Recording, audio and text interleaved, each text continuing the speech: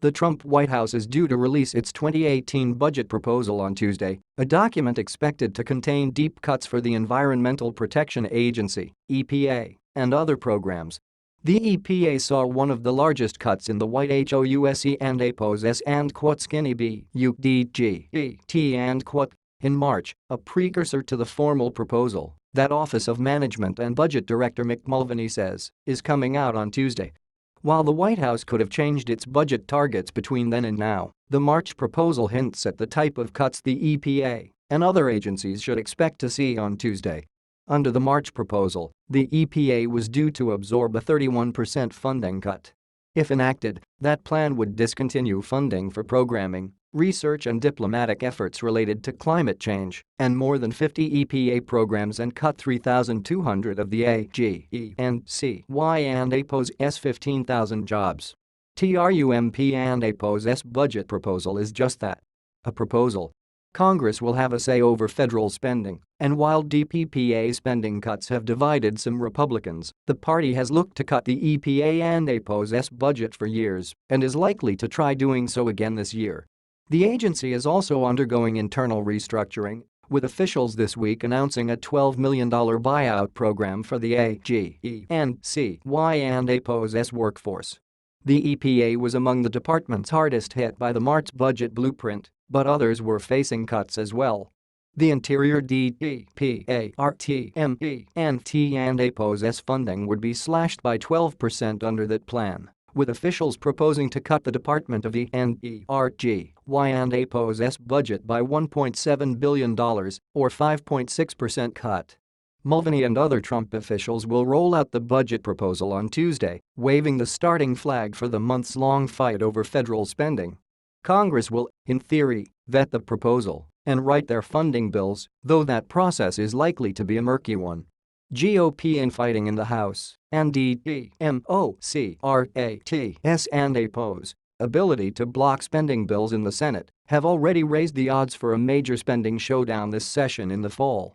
Elsewhere on Capitol Hill, the Senate Energy and Natural Resources Committee will hold a confirmation hearing for 3 key Trump nominations on Thursday. 2 of those nominees are Trump and APOS long-awaited picks for open spots on the Federal Energy Regulatory Commission, FERC. Neil Chatterjee, the top energy advisor to Senate Majority Leader Mitch McConnell week ahead. Trump budget coming Tuesday CBO to unveil health bill score House hearing on border tax week ahead. EPA braces for Trump budget GOP talks of narrowing blue slip rule for judges more are Kentucky and Robert Powelson, a public utility commissioner in Pennsylvania.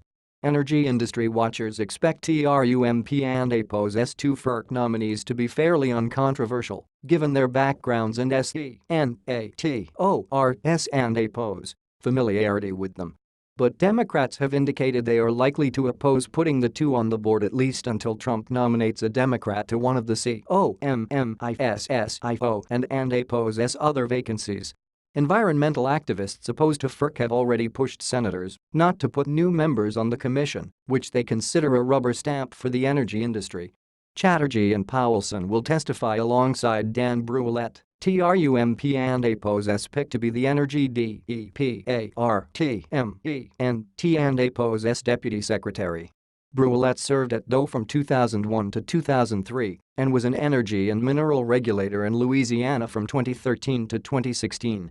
2 committees will hold hearings on EPA issues on Tuesday.